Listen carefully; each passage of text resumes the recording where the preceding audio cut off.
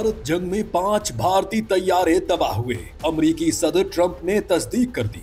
अमरीकी सदर Donald Trump ने कहा है कि उनके अंदाजे के मुताबिक पाकिस्तान और भारत के दरमियान होने वाली हालिया जंग के दौरान 5 भारतीय जंगी तैयारे मार गिराए गए थे। व्हाइट हाउस में खिताब करते हुए उन्होंने कहा कि सूरत-ए-हाल संगीन होती जा रही थी और दोनों ममालिक के दरमियान एटमी जंग छिड़ने का खदशा था, लेकिन मैंने ये जंग रुकवा दी। ट्रंप ने वाज़ेह तौर पर यह तो नहीं कहा कि भारतीय तैयारे पाकिस्तान ने मार गिराए, मगर उनका कहना था कि हकीकत में 5 तैयारे गिराए गए थे और अगर बर वक्त मुदाखलत न की जाती तो हालात मजीद बिगड़ सकते थे। अमेरिका ने हमले की मजम्मत की थी, लेकिन पाकिस्तान पर इल्जाम आयद करने के भारतीय दावे की हिमायत नहीं की थी।